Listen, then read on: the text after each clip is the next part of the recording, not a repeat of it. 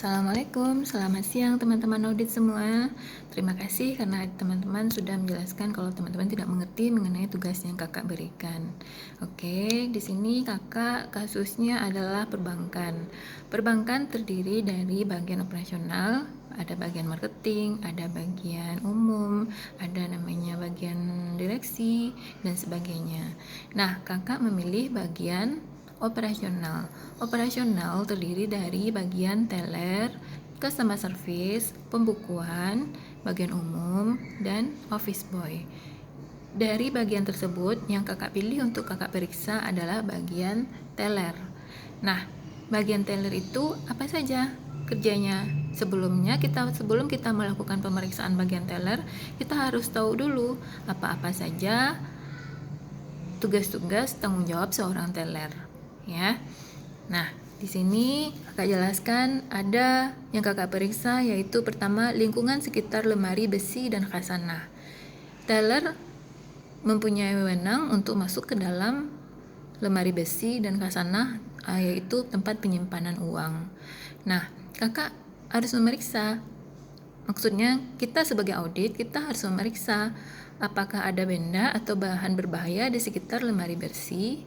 Kalau ada, bikin centang aja ada. Kalau tidak, centang tidak. Oke. Nah, kedua, apakah pengamanan yang digunakan cukup aman? Kita harus periksa apakah lemari besinya dilengkapi kunci-kunci, terali, gembok, dan sebagainya. Kalau tidak, kita centang tidak. Begitu juga dengan lingkungan atau area kasir. Apakah kasir ada limit tertentu dari setiap penyetoran dan penarikan? Karena setiap kasir tidak punya wewenang menyetorkan uang sebanyak 1 miliar. Dia hanya diberi wewenang sebanyak 5 juta misalnya. Kita harus memeriksa apakah ada SOP-nya, apakah ada SK-nya, apakah ada ketentuannya. Kemudian, apakah petugas teller sudah mendapatkan pendidikan tentang uang tunai? Apakah teller-teller tersebut sudah mendapatkan pendidikan atau pelatihan mengenai keaslian uang? Bagaimana mengenali uang yang asli dan palsu? Apakah ada atau tidak? Kita mengenalinya, kita melakukannya dengan dokumen, melihat bukti-buktinya, sertifikat, atau kita interview langsung dengan teller tersebut, atau kita melakukan observasi ke tempat dia melakukan pelatihan. Nah, ketiga, alat kelengkapan kasir, meja atau counter teller. Yang kelima, tanda terima uang tunai atau fisik kas. Ya, ini contoh pemeriksaan terhadap bagian teller di salah satu bank. Ya. Nah, yang adik-adik kakak kasih tugas masing-masing menentukan tadi bagian apa yang akan adik-adik periksa. Makanya kakak minta adik-adik di perusahaan apa yang akan adik-adik periksa, tentunya di tempat adik-adik yang telah paham bagaimana struktur kerjanya. Nah, untuk poin 1, 2, 3, 4, 5 ini adik-adik harus melihat ke perusahaan masing-masing yang akan adik-adik dirikan. Contohnya, seperti Rian tadi, dia mau menjadi wirausaha atau pengusaha di bidang toko pakaian misalnya. Toko pakaian, apa-apa saja struktur organisasi di toko pakaian itu apa-apa saja. Misalnya pertama, dia mau memeriksa bagian pelayanan. Kedua, penyimpanan barang-barang. Ketiga, bagian packagingnya, ya, packaging barang bagaimana. Keempat, pelayanan para penjual kepada konsumen bagaimana sikap, etika, dan tingkah laku mereka. Itu adik-adik sendiri yang menentukan apa-apa saja yang mau adik-adik kerjakan atau apa-apa saja yang mau adik-adik periksa. Seperti Agri tadi, dia mau memeriksa customer service suatu bank. Customer service apa saja bagiannya? Bisa saja yang pertama, customer service itu harus berpenampilan cantik dan menarik, bukan? Pertama, misalnya confidence-nya bagaimana? Apakah dia percaya diri? Tidak, bikin tidak. Apakah dia pandai menghargai atau konsumen? Tidak, bikin tidak. Ketiga, apakah dia self-respect seperti dia menghargai dirinya sendiri dan konsumen? Tidak, kan ada juga customer service ini yang jutek. Ya, kemudian kedua bisa saja yang pertama itu misalnya poinnya mengenai confidence. Yang kedua, mengenai lingkungan kerjanya. Lingkungan kerja CS itu kan harus rapi dan bersih. Bisa jadi poin A Agri bikin nanti mengenai kebersihan, kerapian, tata meja, kemudian penyimpanan, kemudian apalah terserah karena kertas kerja audit ini dirancang oleh audit sendiri. Jadi audit harus paham bagian-bagian penting poin-poinnya dari suatu pekerjaan. Kemudian Agri mau yang ketiga, misalnya yang pertama tadi apa, lingkungan kerjanya, yang pertama confidence CS, kemudian lingkungan kerja, yang ketiga misalnya bagaimana komitmen dia melayani konsumen. Misalnya A, cepat, B, tepat, 3, transparan, bagaimana dia melayani konsumen. Ada tidaknya, apakah dia tidak cepat, apakah dia lama, atau dia lelet. Nah, gitu. Ya. Nah, itulah kertas kerja contohnya. Nah, di sini Kakak bikin salah satu contoh kertas kerja yang store ya. Nih. Ini nama tokonya Re and Store, cabang Mall Kelapa Gading. Kertas kerja pemeriksaan audit. Periode semester 2 tahun 2020 Januari sampai dengan Juni. Hari tanggalnya, bagiannya apa. Diperiksa oleh internal audit, nama internal auditnya siapa, jabatannya apa.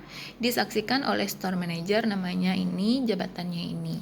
Nah, toko pakaian, kita anggapannya ini bukan toko-toko yang ada di Pasar Padang Panjang, toko yang ada di Kota Bukit Tinggi, toko yang di Aur Kuning ya. Kita sekarang prospeknya tuh ke toko yang besar. Contohnya seperti merek Gucci, merek Zara, Pull and Bear, H&M, Levi's, toko-toko yang sudah memiliki cabang-cabang di berbagai daerah. Oke. Nah, ini pusatnya di Singapura. Dia punya cabang di Jakarta Utara, tepatnya di cabang Mall Kelapa Gading. Si audit ini datang dari Singapura untuk melakukan pemeriksaan ke cabang Mall Kelapa Gading, disaksikan oleh manajer tokonya, ini namanya. Nah, kita sebagai audit yang berasal dari Singapura nih, sebelumnya telah membuat kertas kerja audit. Nah, di sini dia mau memeriksa tentang ini. Pertama, apa yang diamati? Etika layanannya. Bagaimana penampilan pelayan-pelayan tokonya, baikkah, tidak baikkah, atau kurang baik. Nomor pengamatan baik, kurang baik, tidak baik, itu adik-adik sendiri yang menentukan. Adik-adik sendiri yang merancangnya. Apa yang mau adik-adik bikin, apakah baik, kurang baik, tidak baik, atau cantik, tidak cantik, kurang cantik, atau buruk, kurang buruk, sangat buruk, jelek sekali, terserah adik-adik yang menentukan. Oke. Yang pertama, si Rian menentukan kertas kerja mengenai etika layanan. Etika layanan apa saja yang mau dia tonjolkan? Pertama, penampilan, sikap dan perilaku, gaya berbicara, gerak-gerik. Kedua, komitmen, cepat, tepat, transparan. Bagaimana dia melayani konsumen, cepatkah, tidakkah, kurang baikkah, tidak baik. Tepat, transparan, tepat waktu, lama, atau bagaimana. Confidence, percaya diri. Dia percaya diri melayani konsumen yang komplain misalnya. Menghargai konsumen. Ada konsumen yang agak nyinyir dan sebagainya macam. Coba ini, coba itu, akhirnya tidak membeli sama sekali. Bagaimana dia self-respect, bagaimana dia menghargai dirinya sendiri, bagaimana dia menghargai konsumen. Kemudian loyalitas pelanggan. Dia harus mencek. Kalau di perusahaan-perusahaan besar atau toko-toko pakaian yang besar, sebelum kita berbelanja, masing-masing kita harus menjadi member kan? Menjadi member dengan mendaftarkan email kita. Nah, setelah mereka berbelanja, email akan terkirim kepada email masing-masing konsumen dan mereka melakukan penilaian terhadap produk yang dibeli. Tidak hanya produk, tapi juga dengan pelayanan dan bagaimana loyalitas mereka. Apakah mereka akan melakukan pembelian ulang, mereferensikan produk kita kepada orang lain, atau pindah ke produk lain. Bagaimana cara kita menceknya? Kita mencek dengan melihat email-email yang terkirim atau kuesioner-kuesioner dari pelanggan yang dikirim ke email kita. Nah, itulah yang kita cek masing-masing. Nah, di situ tugas yang kakak suruh adik-adik membuat ini semua. mulai dari ini semua rancang-rancang aja. Nah, poinnya di sini. Oke. Poinnya di sini. Adik-adik sendiri yang menentukan. Contohnya yang Rian tadi, dia mau mendirikan toko atau dia mau toko pakaian misalnya. Intinya toko yang besar yang sudah mempunyai cabang di seluruh negara. Apa yang mau Rian nilai, ini, tentukan sendiri. Pokoknya yang terkait dengan toko. Jangan dia menjual pakaian dinilai dengan bagaimana cara mengirim makanan misalnya. Beda ya. Kan teman-teman sendiri tahu kalau di toko pakaian apa yang kita nilai sebagai konsumen. Bagaimana pelanggannya, bagaimana pelayannya menilai kita, bagaimana komitmennya. Kalau adik-adik bingung silahkan browsing saja. Penilaian untuk dilakukan pada toko-toko, misalnya toko pakaian, atau apa-apa saja yang dinilai pada customer service suatu bank. Boleh Agri mau browsing, Winda Mutia mau browsing, silahkan. Mau menilai suatu hotel, misalnya hotel apa saja. Yang pertama, kalau hotel pertama apa? Resepsionis bisa ditaruh sini. Resepsionis. 1. Penampilannya bagaimana? Pahamkah dia berbicara bahasa Inggris, pasif dan aktif? Kemudian bagaimana dia melayani? Bagaimana kepercayaan dirinya? Kemudian yang kedua, hotel apalagi? Room service. Room service bagaimana penilaian yang akan dilakukan? 1. Misalnya kebersihan, ketepatan, kecepatan, juga bagaimana dia menjaga keamanan barang-barang orang yang menginap. Oke, silahkan bikin poin-poinnya. Kemudian apalagi? Restoran bagaimana? Apa yang mau dinilai di restoran? 1. Masakannya apakah bergizi atau tidak. Kemudian bagaimana dessertnya, makanan utamanya, makanan penutupnya, apakah ada kebersihan makanannya, gizinya dan sebagainya. Silahkan adik-adik bikin poinnya, terserah mau 10, mau 20, mau 50, terserah, semakin banyak semakin bagus. Kemudian apalagi kalau untuk hotel mungkin ada semacam ruangan karaoke-nya atau swimming pool misalnya. Apa yang mau dinilai di sini? Kebersihannya, masa pembersihan kolam, apa-apa saja, tempat duduk, handuk, apakah disediakan atau tidak, nanti dicentang. Oke, begitu dengan yang lain.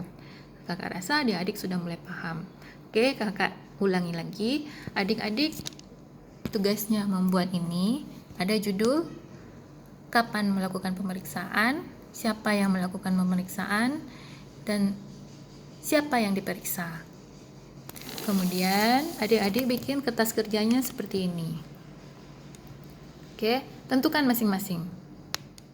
Hotel seperti tadi, mulai dari resepsionis, mulai kita masuk ke dalam hotel apa? Boleh. Parkirannya, 2 resepsionisnya, kemudian kamarnya, kemudian room service-nya, apa yang dinilai? Kemudian apa? Restorannya, apa yang dinilai? Kemudian apa?